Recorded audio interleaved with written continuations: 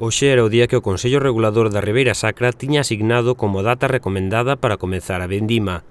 pero que podía ser un día de moito traballo para os viticultores tornouse nun día de descanso, xa que a choiva deixounos esta outra estampa, as uvas esperando unha noite máis a que saia o sol para ser vendimadas.